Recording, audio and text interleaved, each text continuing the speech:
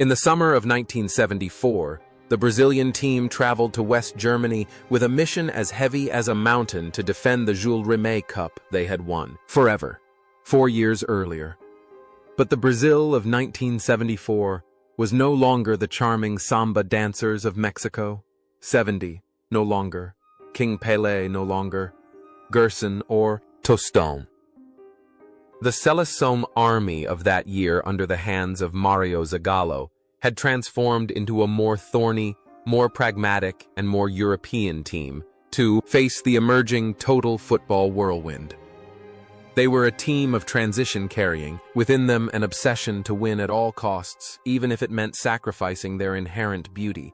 Despite reaching the third-place playoff and losing to Poland, the class of 1974 left an indelible mark. It was an incredible journey of efforts to retain the crown where defensive counter-attacking play interspersed with individual brilliance created a picture full of contradictions but also full of tragedy. 50 years have passed since that German summertime. Like a cruel river has swept away youth, leaving only deep scars on the faces of those young men. After taking off the prestigious yellow and green jerseys, they returned to real life, full of worries. Some became powerful godfathers, some retired, and, sadly, some succumbed to their cruel fate when the final whistle of their lives sounded too soon. Today, let's turn back the pages of the files to listen to the life stories of those historical witnesses of that year.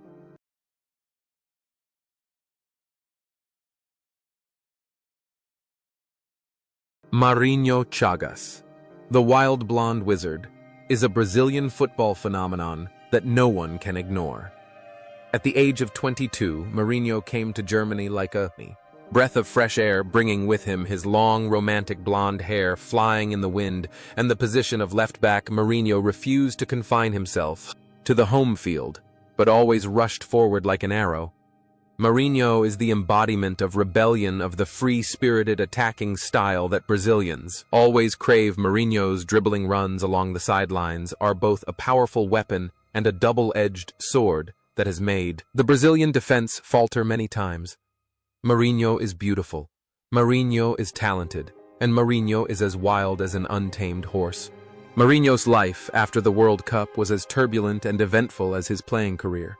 He moved from club to club, from Botafogo Fluminense to New York, Cosmos in the US, where he played alongside legends like Beckenbauer. Marinho lived like a rock star, partying, women, and endless fun.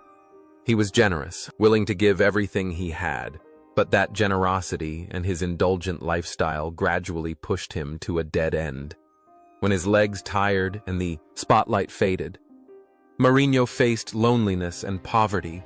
He struggled with alcoholism, which eroded both the body and spirit of the wizard of the past. It seemed that the freedom on the field had cruelly affected his life. Marinho did not know how to defend his life, as he often forgot his position on the field. He lived fully for his emotions, and when the emotions passed, only pain remained.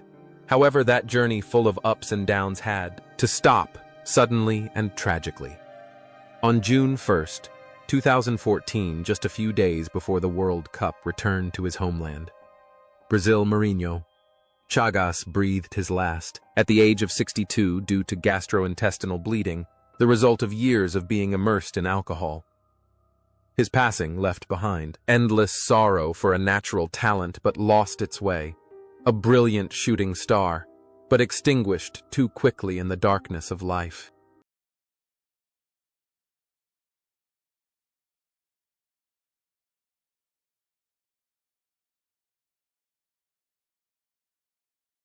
Gerson is a beacon of the past.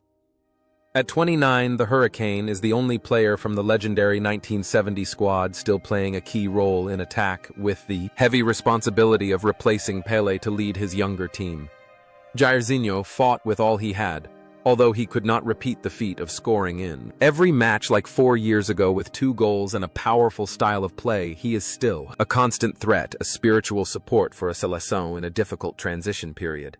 After the 1974 tournament, Gerson continued his conquest in Europe with Marseille, before returning home. Unlike many of his contemporaries, Gerson had a quite fulfilling post-retirement life and was closely attached to football. He did not choose to live a reclusive life, but actively participated in coaching and discovering young talents. His greatest achievement after hanging up his boots was probably not a trophy, but the discovery of alien Ronaldo Nazario when he was only 14 years old, opening a new chapter in the history of world football. Jairzinho's life is a testament to resilience and adaptability. From a speedy winger, he transformed himself into a teacher and a scout with a keen eye. He lived a respected life away from noisy scandals. Today, at the age of 79, Gerson is still healthy and regularly appears in the media as a living legend. He still talks about his glorious days with undisguised pride, and his image remains a symbol of continuity between the golden generations of Brazilian football. Emerson Leão, the iron goalkeeper and fiery personality at the age of 24, is the embodiment of solidity and tenacity in the goal. Contrary to the stereotype of Brazilian goalkeepers often making mistakes, Leão is a perfectionist to the extreme. He has lightning-fast reflexes, reasonable entry and exit, and a strong personality sometimes to the point of arrogance. At the 1974 World Cup, Leão was one of the rare bright spots, keeping many clean sheets and only succumbing to the too unpredictable total play of the Dutch. Leão is a reliable stopper, a commanding shout that echoes throughout the defense. Leão's career spanned an astonishing 4 decades. After retiring from playing, he turned to coaching and became one of Brazil's most famous, yet controversial coaches, managing most of his home club teams and the national team. His fiery temper, iron discipline, and willingness to clash with the press or his star players were trademarks of Leão. He was a man of clear likes and dislikes, straightforward and uncompromising. In real life, Leão is also a family man, but extremely private about his personal life. He owns large farms and spends time on agriculture when not coaching. His coaching career has had its ups and downs, but Leão has never given up. Today, at the age of 75, although he has left the top coaching bench, every time the name Emerson Leão is mentioned, people still remember a man of steel who has devoted his life to protecting the goal and protecting his unchangeable principles. Marinho Pérez was Brazil's captain in 1974. At 27, a central defender, he was a rock in defense, known for his ability to read situations and make decisive tackles. Although not as flashy as the attacking stars, Marinho Pérez's role was irreplaceable.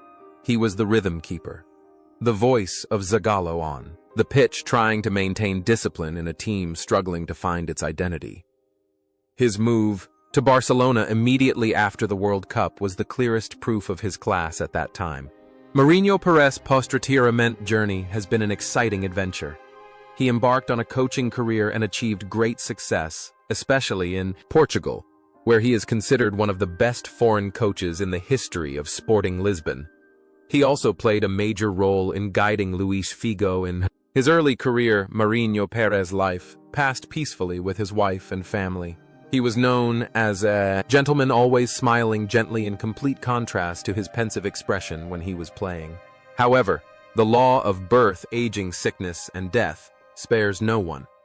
In the last years of his life, the former captain faced serious health problems after a stroke. And then on September 18, 2023, Marinho Pérez passed away at the age of 76. His departure left a big void not only for Brazilian football but also for fans in Barcelona and Portugal. He left taking with him the memory of a quiet but courageous leader.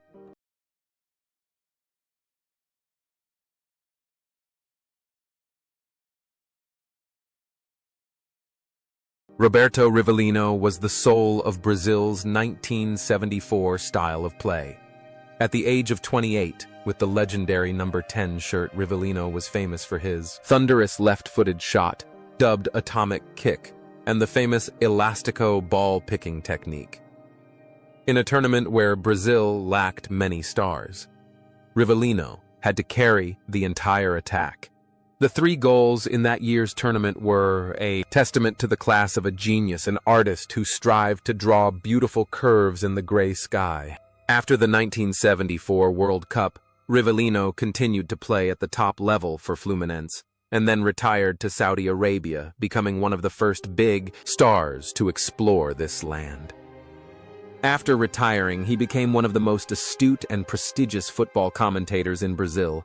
He did not hesitate to criticize the mistakes of his juniors, but also always praised beauty.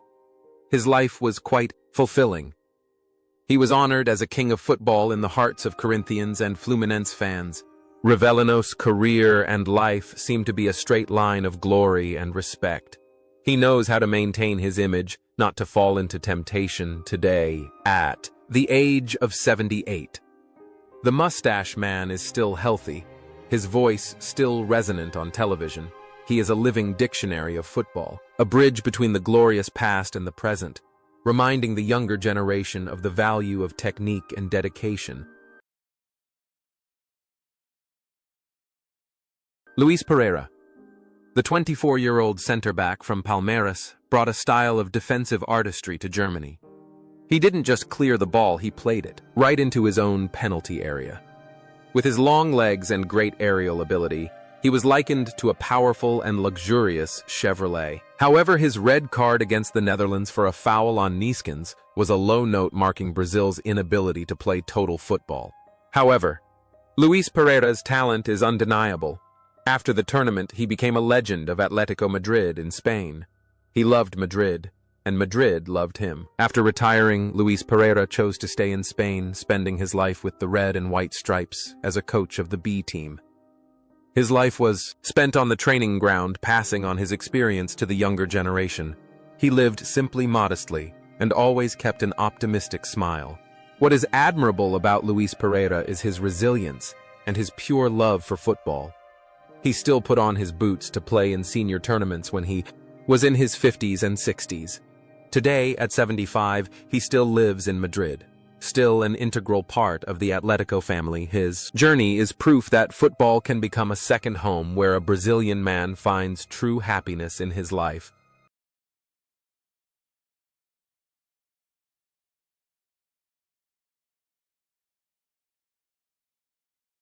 Valdomiro Vaz Franco, or simply Valdomiro, arrived at the 1974 World Cup at the age of 28.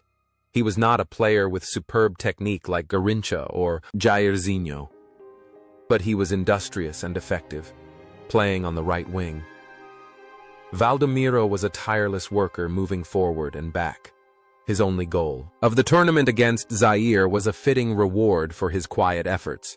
He was an icon of Internacional, where he won numerous domestic titles, away from the football field.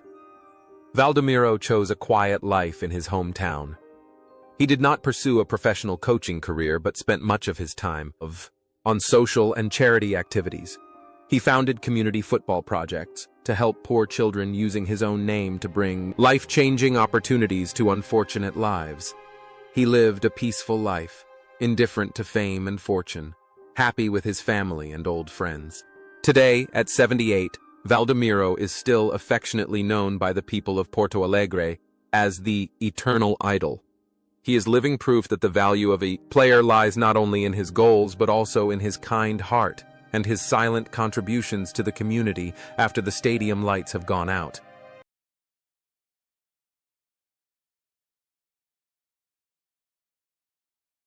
Paulo Cesar Carpegiani at 25 was the center of the midfield, intelligent, calm, and possessing a tactical mind that transcended his time. Carpegiani controlled the play, helping Brazil balance attack and defense, although not particularly physically imposing or fast. His gravel-like head helped Brazil control the game in many difficult moments. That tactical thinking led Carpegiani to become one of the greatest coaches in Brazilian football history. His peak was the Club World Cup with Flamengo in 1981, where he led Zico and his teammates to defeat Liverpool. He was a workaholic, serious, and ambitious. His personal life was filled with tactical dioramas, long trips, and the pressure to perform. Today, at 75, Carpegiani is enjoying his retirement, but has never really taken his eye off the game. He still occasionally takes on short-term coaching or consulting roles. He is the epitome of a footballing intellectual who has successfully transformed himself from a good player into a great general, leaving a huge legacy in South American football tactics.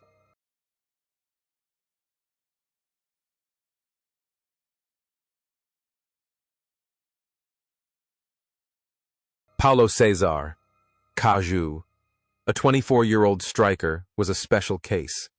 He was a reserve member of the 1970 championship-winning squad and became a mainstay in 1974. His natural talent, skillful technique, and versatility allowed him to play in a number of attacking positions. However, off the field, Caju was a notorious playboy, indulging in a lavish lifestyle of parties and love affairs in Rio de Janeiro.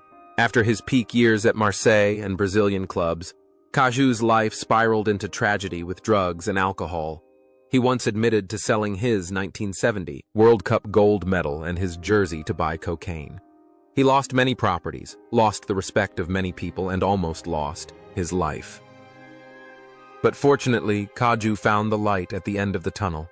He successfully kicked his addiction and rewrote his life. Now, at the age of 75, Paulo Cesar Caju is living a new life.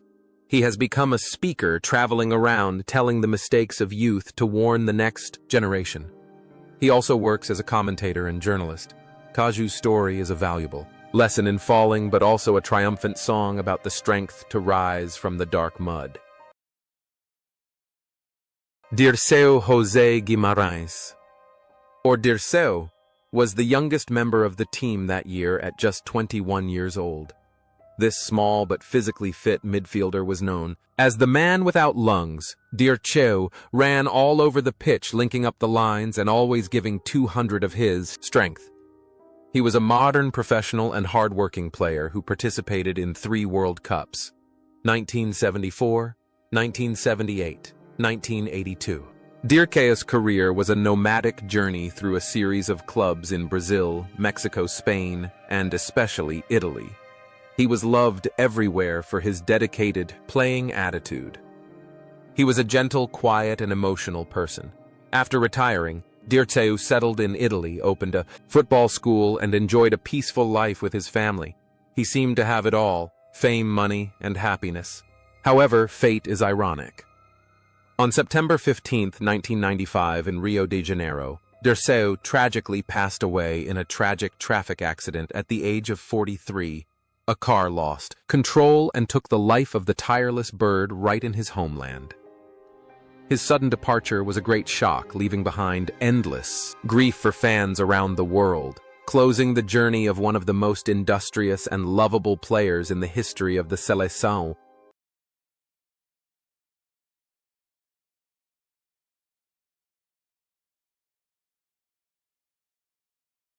Zé Maria, a 25-year-old right-back for Corinthians, was a model of loyalty and tenacity. He and Nelinho formed an interesting rivalry on the right flank at the 1974 World Cup. Zé Maria played 4 games with solidity and discipline. He was not as explosive in attack as his colleagues, but he was the safe stopper every coach would want. Zé Maria's entire career was spent with Corinthians. He was a symbol of the Raça fight to the end spirit. After retiring, he did not leave the team, but continued to work at the club's complex. The most admirable thing about Zé Maria is his kindness. He spent most of his retirement working in reformatories, teaching football to young prisoners, helping them regain their faith in life. Today, at the age of 75, Super Zé is still working hard on his charity work. He lives a simple, humble life, taking the joy of helping others as his reason for living. He is proof that football has the power to transform people, and a great player is not only measured by the trophies he has won, but also by the lives he has saved. Nelinho, the 23-year-old right-winger with a devastating long-range shot. Despite only playing 3 games at the 1974 World Cup, Nelinho's potential was undeniable. He was an all-round attacking fullback who would go on to score one of the best goals in World Cup history against Italy in 1978, with an incredible banana-shaped flick.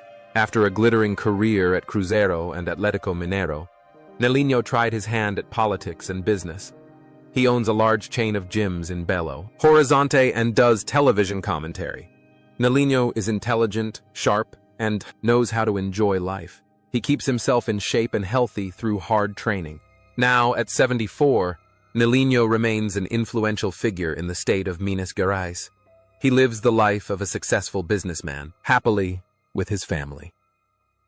His story is a model of a successful transition from athlete to businessman, thanks to discipline and a sharp mind.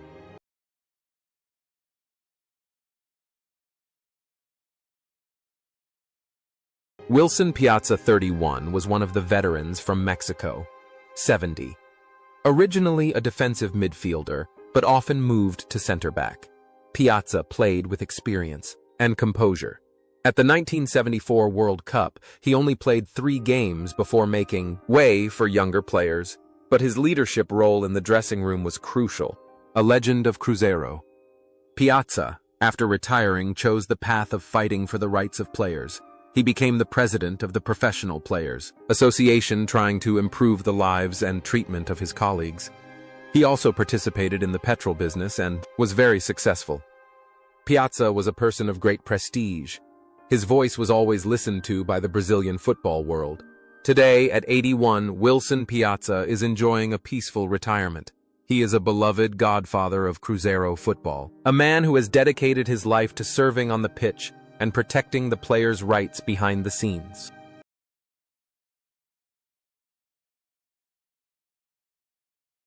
Leivinha, the 24-year-old Palmeiras striker, brought poetry to Brazil's game with his blonde hair and handsome face. Leivinha was graceful, elegant, and extremely effective in the air. Although he played only 3 games at the 1974 World Cup due to injury, he still managed to leave his mark with a flamboyant style of play. After the tournament, he and Luis Pereira moved to Atletico Madrid and became an idol there. His career was hampered by a knee injury, but every time he played, Leivinha brought joy. Away from the field, he chose a private life. Away from the noise, he spent time with his family and occasionally appeared in Palmeiras or Atletico's anniversary events. Today, at 75, Leivinha lives peacefully in São Paulo. He is content with what he has without regrets about the past. He is the image of a man who knows enough finding happiness in everyday simplicity. Mirandinha, a 22-year-old striker for São Paulo, was a promising young talent at the 1974 World Cup. He played 4 games bringing speed and aggression. However, a cruel fate befell him soon after the World Cup in a match against America SP. He suffered a horrific broken leg, an injury that threatened to end his career. But Mirandinha did not give up. He endured painful surgeries and a long recovery to return to the field, although he was never again at his peak after. Retiring, he worked as a coach and scout, engaging in community football. His determination to overcome adversity is an inspiration to many young players who have suffered injuries. Now, at the age of 72, Mirandinha is still involved in football at the grassroots level. He lives modestly, but is always proud that he has not succumbed to the challenges of fate.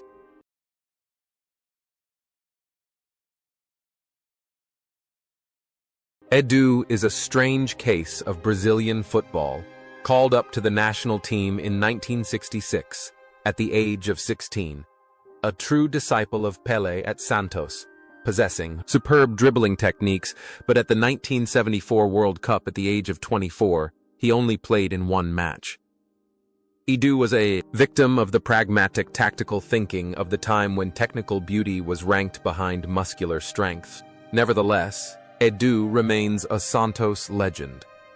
After retiring, he became an ambassador for the club, traveling around the world to teach football and spread the love of the game. He always kept a bright smile and an optimistic spirit, never complaining about the past. He considered wearing the Brazilian national team shirt a great honor. Today, at the age of 75, Edu is still a regular at Santos Vila Belmiro Stadium. He is a bridge of history, a keeper of the artistic values of Brazilian football, a precious gem that, although not shining brightest at the World Cup, still sparkles in his own way.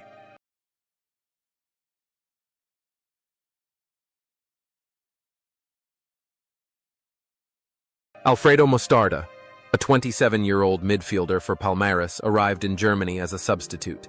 He only played 1 game, the 3rd-place match, against Poland. However, Alfredo was a key part of the Palmeiras Academy in the 1970s, known for its strong and aggressive style of play. After retiring, Alfredo lived a very normal life. He worked for small teams, participated in youth training, and lived the life of a real working person. He had no halo, no wealth, but he had the respect of his teammates and Palmeiras fans.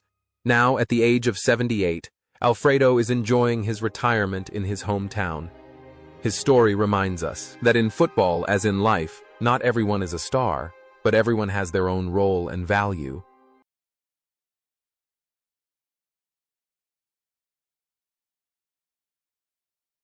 Ademir da Guia was the biggest tragedy of the 1974 Brazil team, nicknamed O Divino, the Divine.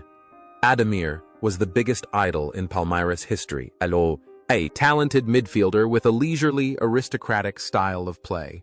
However, at the age of 32, he was only given one match by Coach Zagallo for the third-place match when everything was already decided. This is considered a crime against beautiful football. Ademir accepted this injustice with remarkable calm, just like his nickname, God. He did not complain after. Retiring, he even entered politics and was elected as a city councillor of São Paulo. He was a man of calm intelligence and noble character. Today, at the age of 82, Ademir da Guia is still a living saint in São Paulo. He is still healthy, still exuding a pioneering spirit. His unfinished career with the national team does not overshadow his greatness, but on the contrary, makes people love and regret an outstanding talent even more.